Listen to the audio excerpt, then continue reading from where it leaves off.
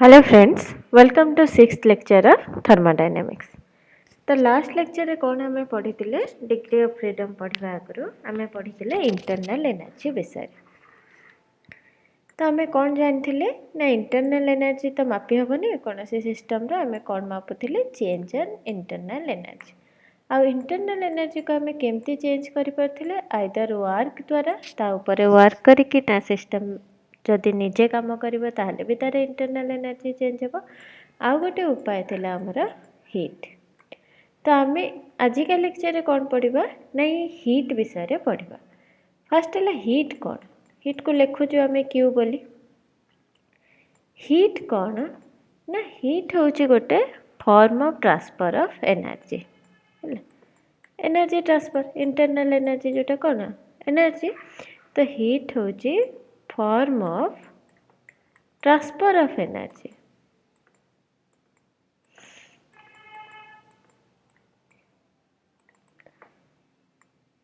आउ ये एनर्जी ट्रांसफरटा केतेबेले हुए ना जेतेबेले टेम्परेचर अलग थाए। तो यहाँ आम कहीपर heat is a form of transfer of energy when there is temperature difference.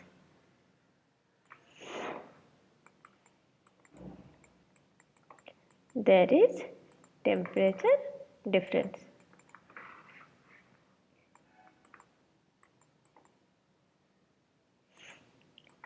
हैला तो आमे कौन देखी जानते आमे जिते बड़े गोटे गरम बॉडी नेले एटा सपोज हॉट अच्छे आउ एटा कोल्ड अच्छे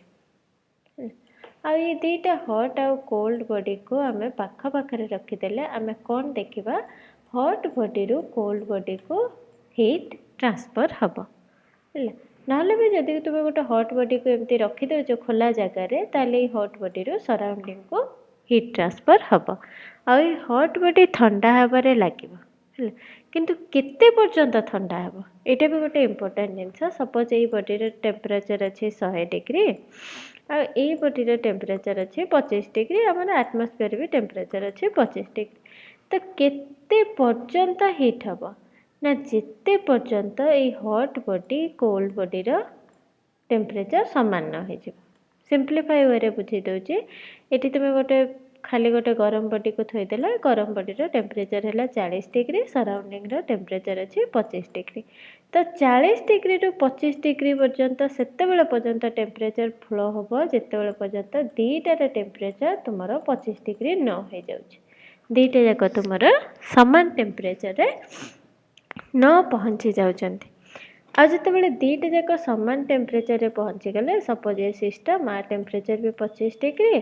आउ ये सराउंडिंग आ टेम्परेचर भी 25 डिग्री से आम कौन कहबा सिस्टम आउ सराउंडिंग थर्माल इक्विलिब्रियम रे अछन्ति। एटा आम पढ़ी जो आम डिफरेंट टर्म इंट्रोड्यूस करथिले फर्स्ट लेक्चर आम थर्माल इक्विलिब्रियम विषय पढ़ी। तो दीटा जाक बॉडी रो जिते टेम्परेचर सामान रहा आम कहबा कि से दीटा बॉडी थर्माल इक्विलिब्रियम रे अछन्ति। एइटु गोटे इम्पोर्टेंट लॉ आस्तिला थर्मोडायनामिक्स रो जोटा को आम कहबा कौन ना zeroth law.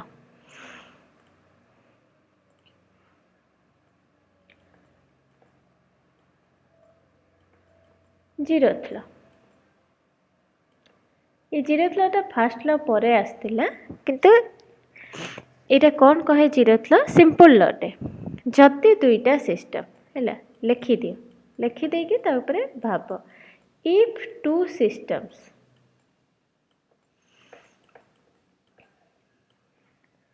are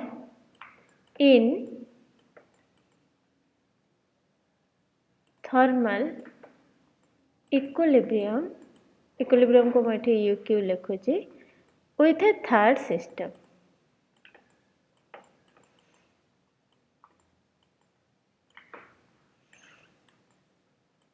with a third system then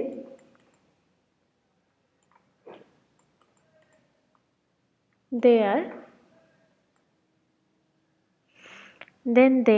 in thermal equilibrium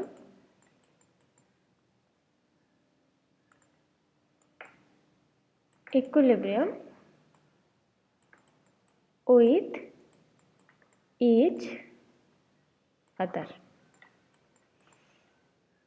है ये कौन फास्ट देख जदि दीटा सिस्टम थर्मल इक्विलिब्रियम रे अछंती थर्ड सिस्टम सहित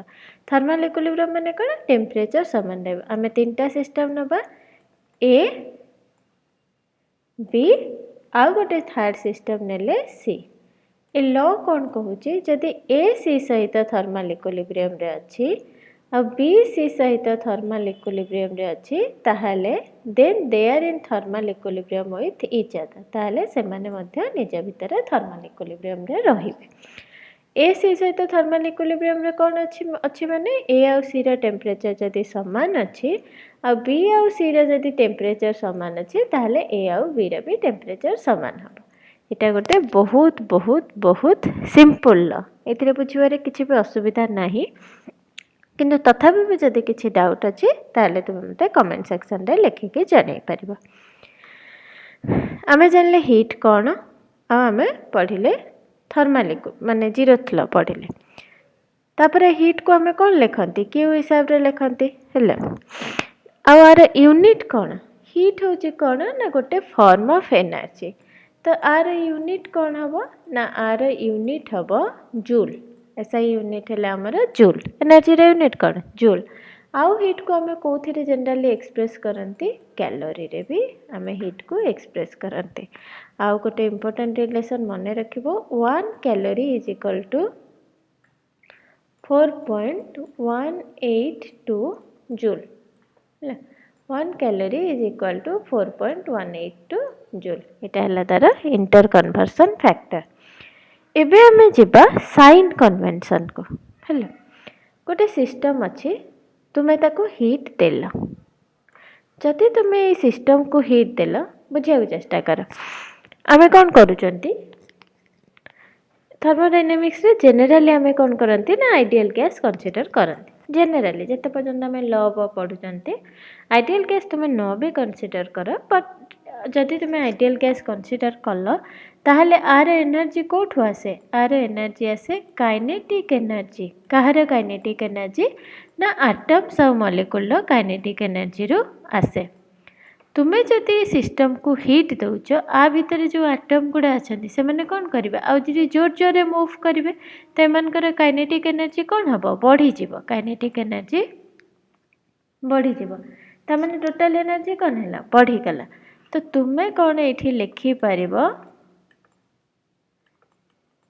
heat given to a system जदि आम गोटे सिस्टम को हीट दौरान ताहले तार एनर्जी कौन हो ना बढ़ुची तेणु आम ताको कौन लिखा पॉजिटिव सिमिलरली जदि आम गोटे सिस्टम को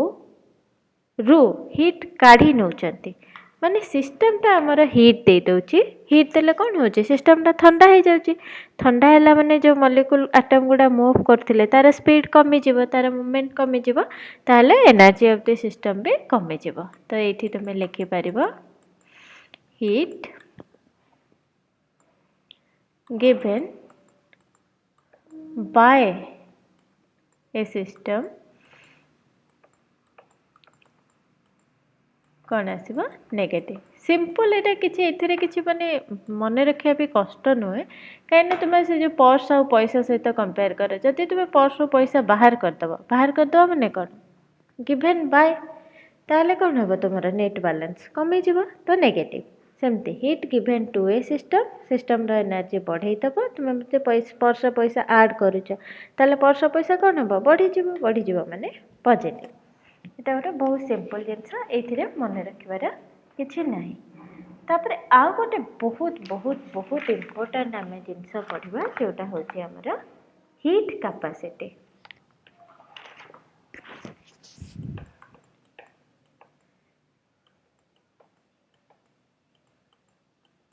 हीट कैपेसिटी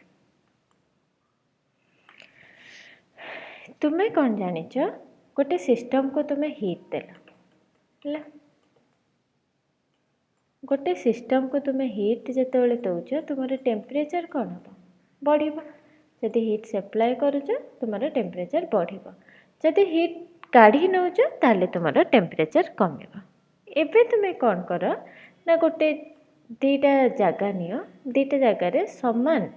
समान ओजन एठी कौन नब पानी नियो, वाटर नियो आउ एठी ऑयल नियो। तुमे ए दीटा जाक जगह को हिट कर। सपोज तुमे आकु 60 डिग्री कि 70 डिग्री रे हिट कल, आकु भी 10 मिनट पे हिट कल, आकु भी 10 मिनट पे हिट कल। कोटा बेसी गरम हबो तुमे जदि जानि भी पारुना कोटा बेसी गरम हबो, घरे ही छोट एक्सपेरिमेंट करिकी देखिबो कि जाइके माँ को कि बाबा को पचारिबा माँ आ पानी आ तेल भीतर कोटा शीघ्र गरम हुए,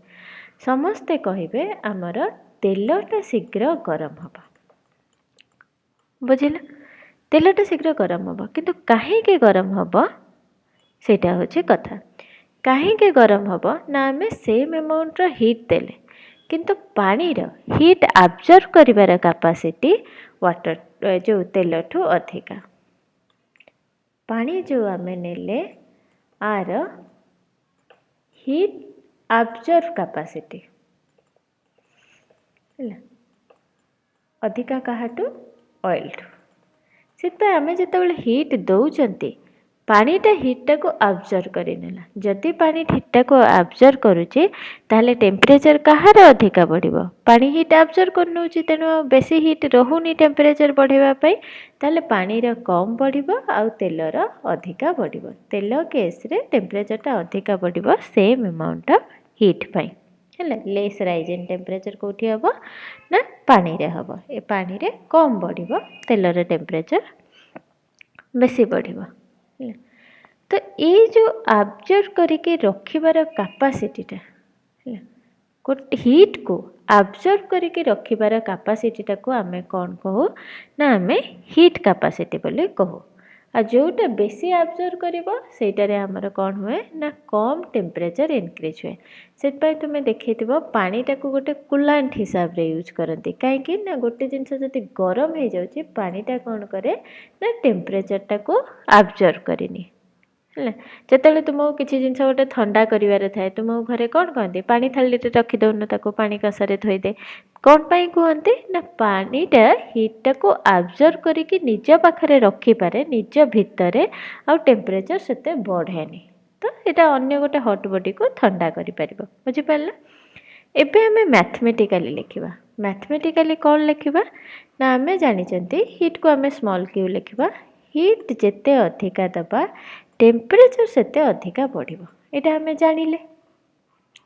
आ ये प्रोपोर्शनलिटी चिन्ह को आमे केमती हटांती ना गोटे कांस्टेंट, एठी कांस्टेंट आमे नबा सी,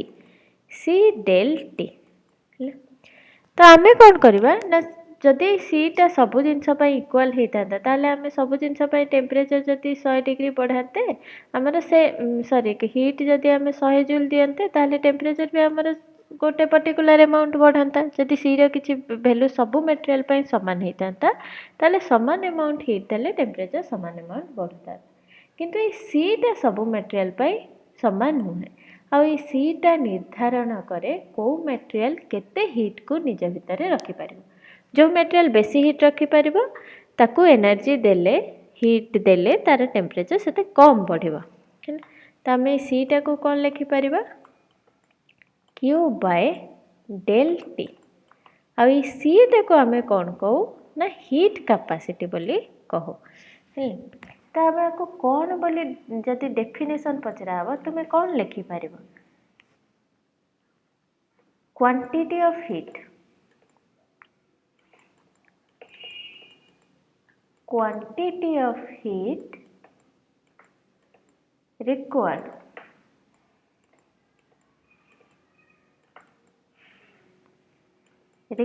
to change the temperature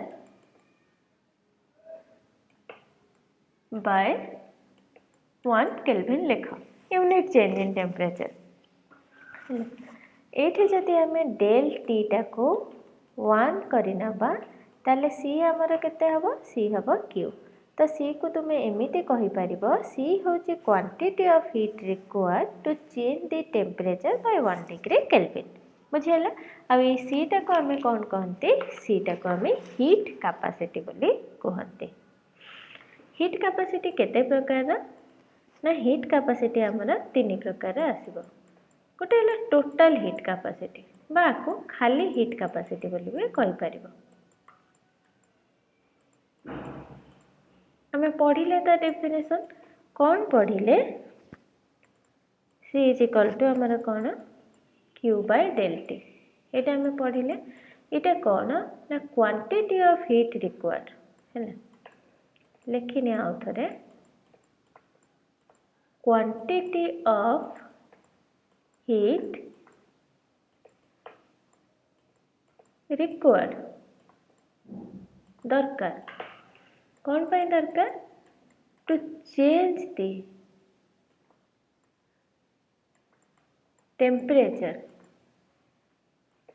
of a substance बा सिस्टम, जहाँ तुम मन हम, सब्सटेंस बाय केते ना 1 केल्विन। जिते सेंटीग्रेड लिखुच 1 डिग्री सेंटीग्रेड लिखा जाए, किंतु जिते केल्विन लिखा जाए से डिग्री लिखा जाए, यहाँ समस्त जानी थी। यहाँ है आमर हीट कैपेसिटी। आउ गोटे कौन होची, आउ गोटे है specific heat capacity. Specific heat capacity fast आम बुझा को चेष्टा करवा, ये स्पेसिफिक हीट कैपेसिटी टर्म आम पाक कौन पाई आसिला ना। ये जो हीट कैपेसिटी आम देखिले C is equal to Q by delta T, यहाँ गोटे कौन ना एक्सटेंसिव प्रॉपर्टी। एक्सटेंसिव प्रॉपर्टी ना, तुम्हें गोटे बकेट पानी नौच आ गोटे छोट बाटी रे पानी नौच, दीटार टेम्परेचर तुम्हें 1 डिग्री बढ़ेगा चाहिए, तो तुम कौन हो बकेट पानी को बेसी हीट देवाक पड़ो। बकेट फुल बकेट पानी अच्छे तुमको बेसी हीट देवाक पड़ो, तार टेम्परेचर स्लाइट इनक्रीज करने, किंतु ये छोट बाटी पानी नौचे सांगे सांगे हो से 1 डिग्री बढ़ी सांगे सांगे अल्प हीट देले भी। तो ये मास उपर डिपेंड करुच्ची हीट कैपेसिटी, सेटा गोटे एक्सटेंसिव प्रॉपर्टी। किंतु आमे कौन ये मास टर्मटा को काढ़ा चाहिए से आमे गोटे टर्म इंट्रोड्यूस कले जोटा है कि स्पेसिफिक हीट कैपेसिटी, माने आमे करना आगुरी कराई। ये कौन ना हीट रिक्वायर है, quantity of heat amount of heat require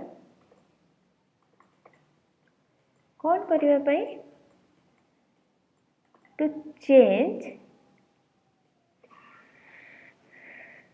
the temperature. Change माने बढ़ेगा, तो तुम्हें ये चेंज ना लिखिक रेज भी लिखिपर, रेज लिखा बेसी भल हम, एठी भी तुम्हें रेज लिखिदेव, raise the temperature of 1 gram of a substance by 1 Kelvin। बुझे इठी दिले जिते सब्सटेंस नौच से पूरा सब्सटेंस रे हीट को 1 डिग्री बढ़ेब, किंतु एठी आमे कौन कले ना 1 ग्राम बकेट रू 1 ग्राम वाटर नियो कि छोट बाटी रू 1 ग्राम वाटर नियो, दीटा जाकर हीट को 1 ग्राम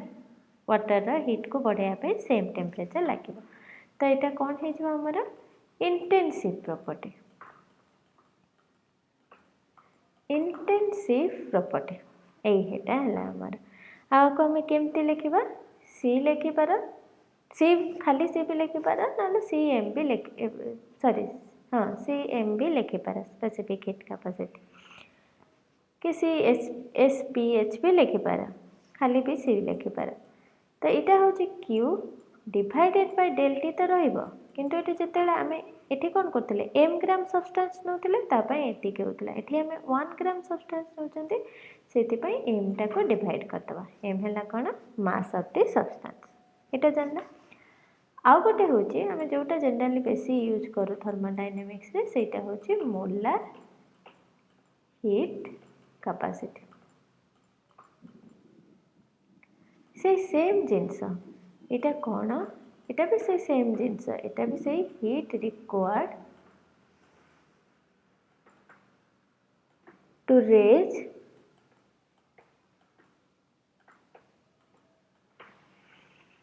the temperature of 1 mole. एठी एटा important, एटा 1 mole, एटा कौन थिला 1 gram. 1 mole of a substance by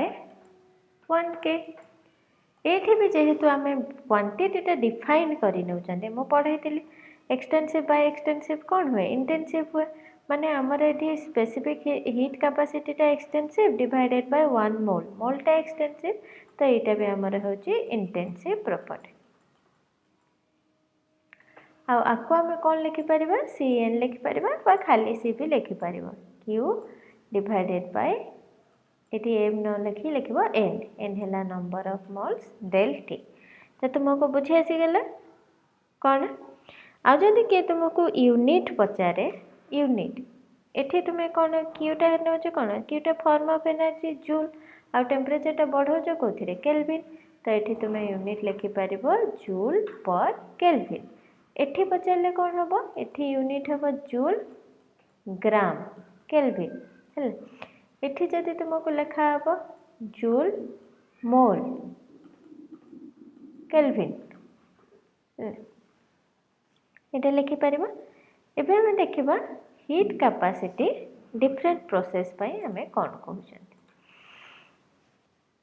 isothermal process तो कंसीडर करिबा फर्स्ट आइसोथर्मल प्रोसेस रे हमें कोन जानि चंती delta T is equal to 0 temperature constant और हीट कैपेसिटी हमें कौन जानिले हमें जानिले Q बाय डेल्टा T है एठी m कि n जहाँ भी तुम्हें नहीं पारिबो जदि मोलार नेले m नबो आ जदि सॉरी मोलार नेले n नबो आ स्पेसिफिक हीट कैपेसिटी नेले m नबो मास नेले किंतु दीटा जाक केस रे हमर डेल्टा T टा कोन हे जाउची 0 हे जाउची ताहले हमर C टा केते हबो समथिंग डिवाइडेड बाय 0 जोटा कि हमर हबो इन्फिनिटी बुझिल तापर नेक्स्ट जीवा हमें आडियाबाटिक रे कोन Q टा 0 हे जाउची और 0 बाय एनीथिंग कोन हबो 0 तो जो C टा हीट कैपेसिटी हो स्पेसिफिक हीट कैपेसिटी हो कि मोलार हीट कैपेसिटी हो सेटा रेंज हबो कहा भितरे ना 0 टू इन्फिनिटी एते रेंज पर्यंत अच्छी माने से किछि भी हे पारे आउ कोन नउची ना हमें जेतोले गोटे आइसोबारिक सिस्टम नउछ आइसोबारिक सिस्टम माने प्रेशर टा कांस्टेंट रहउची चेंज इन प्रेशर हमरा 0 हबो तो सेही केस रे हमें कोन नउछु सेटा को हमें कोन कहबा Cp बोली कहबा जेतेले हमें छोटो Cp लिखुछु ता माने सेटा हला हमर स्पेसिफिक हीट कैपेसिटी जोटा divided by Q divided by m जोटा आ जेतेले हमें कैपिटल Cp लिखुछु एटा हला मोलार हीट कैपेसिटी एटा हला स्पेसिफिक हीट कैपेसिटी एटा हला मोलार हीट कैपेसिटी तापर आसिला हमर कोन आइसोकोरिक प्रोसेस आइसोकोरिक रे हमर कोन रे ना वॉल्यूम टा कांस्टेंट रे सेट पे हमें एठी लिखि परिबा स्मॉल cv जदि हमें स्पेसिफिक हीट कैपेसिटी लिखु चंती आउ हमें जदि मोलार हीट कैपेसिटी लिखिबा ताको लिखि परिबा कैपिटल cv बुझियला एतिक पर्यंत हमको बुझे गेल एबे हमें कोन करबा ना स्मॉल cp आ जो कैपिटल cp भितर रिलेशन देखिबा सपोज हमको दिया है नाइट्रोजन गैस आ हमको तार स्मॉल cp दिया है ए ए गोटे किसी भी क्वांटिटी दे दी चंते हमरा स्मॉल cp हमो कोन कह जे आर कैपिटल cp काढिबा को तो आमे एटा स्मॉल cp कोन स्मॉल cp हैला Q बाय m delta T capital cp हैला हमरा कोन Q बाय n डेल्टा T तो Q बाय डेल्टा T समान अछि तो आमे जति जानि परिबा गोटे मोल रे केते ग्राम अछि ताले हम एटा कन्वर्ट करि परिबा नाइट्रोजेन गोटे मोल तुम के ग्राम अच्छे 28 ग्राम गोटे नाइट्रोजेन के 14 ग्राम दीटा नाइट्रोजेन है तुम 28 ग्राम तो तुम्हें ये कौन लिखिपर कैपिटल सी भी तार केते हम ना कैपिटल सी भी हम तार 28 ए तुम्हें एमती कॉमन एग्जांपल लिखिपर C V is equal to m small c p आउ C P capital C P is equal to m small c p m टा कौन एम टा है आमर मोलार मास ये जान तो यहाँ जानवर किसी असुविधा नहीं आ गोटे इम्पोर्टाट रिलेसन हूँ सीपी आउ सीभी भितर जोटा केमती डिराइव हम मो लास्ट कहबी किंतु एवं मन रखी था सीपी बाय सीभी सीपी कौन molar heat capacity at constant pressure CV है molar heat capacity at constant volume molar heat निया आर बुझल सीपी माइनस सीभी है आमर आर आउ गोटे इम्पोर्टाट रिलेसन मु कहूँ आइडियल गैस आम जो आइडियल गैस नौचंती से कौन हो ना आम जदि देखा क्यू भी आम कौन जानिले C is equal to Q by delta T जानले जदि कांस्टेंट वॉल्यूम रे आम सपोज क्यूटा को लिखा आमर कौन क्यू भी बोली भी लिखा से केस रे जदि आम मोलार स्पेसिफिक नौ कौन लिखुं एन लिखुं ए केस रे आम कौन लिखा Q V is equal to N C V delta T Q P भी सेमती जदि आम लिखा एन सीटा को लिखिदबा सी पी डेल्टा टी तो ये दुटा रिलेसन भी मन रख प्रॉब्लम कला बेले बहुत काम आसे एबे आम कौन देखा सीपी आउ सीभी रिलेसन डिग्री ऑफ फ्रीडम सहित मुझे डिग्री ऑफ फ्रीडम कौन ऑलरेडी पढ़ी देछि लेक्चर नंबर 5 रे जाइए से वीडियोटा देखि नब जदि न देखिथिबो ताले तुमको डिग्री ऑफ फ्रीडम विषय भल के आइडिया हो तो डिग्री ऑफ फ्रीडम कौन थिला ना केतेटा नंबर ऑफ वेज रे आमे गोटे सिस्टम रो एनर्जी को डिफाइन करि पारुछु सेटा थिला हमर डिग्री ऑफ फ्रीडम माने काइनेटिक एनर्जी को डिफाइन करि पारुछु सी भी रो रिलेशन डिग्री ऑफ फ्रीडम सहित कौन एफ बाय टू आर यहाँ मन रखिबो आ सी पी रो रिलेशन कौन ना f by two plus 1 R आरटा हूँ आमर गैस कांस्टेंट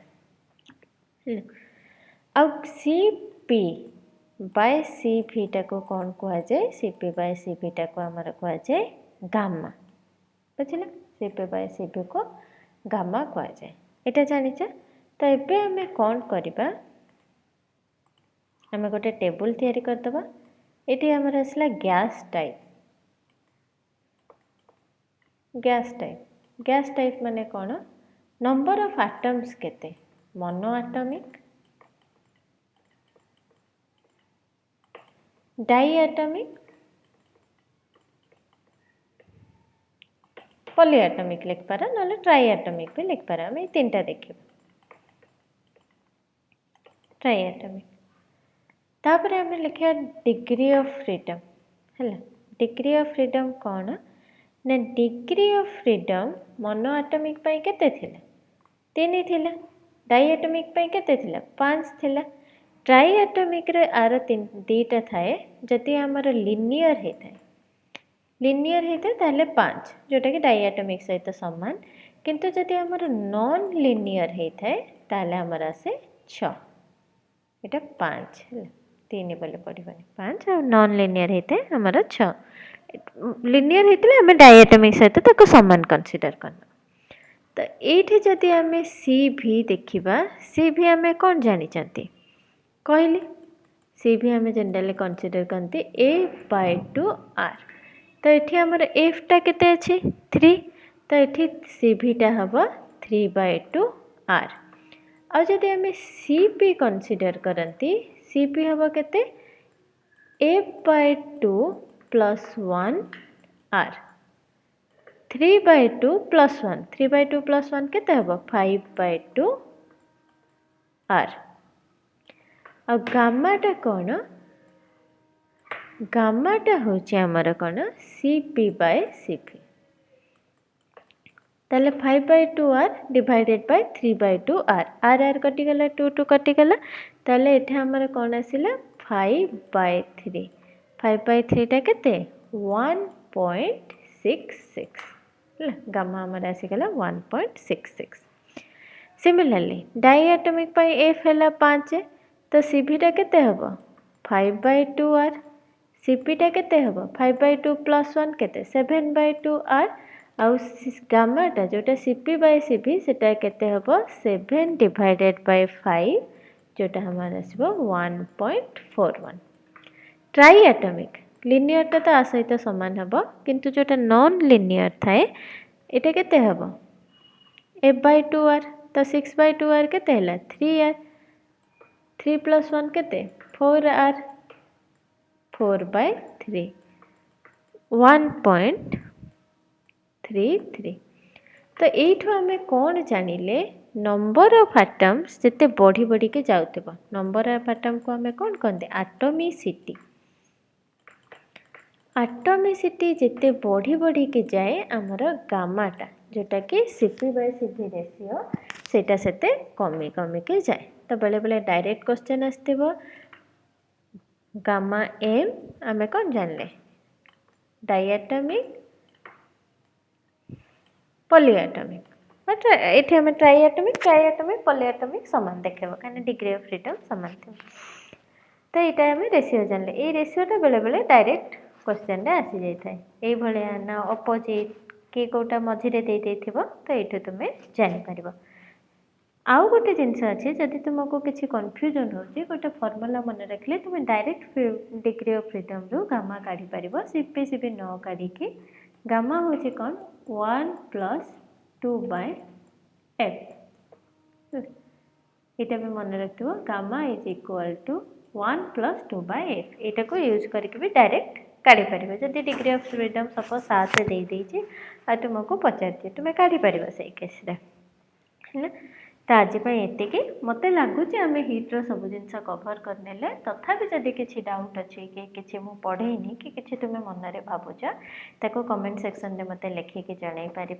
आज ये आ समस्त को नुआ वर्षर बहुत बहुत अभिनंदन happy new year 2021 bye bye.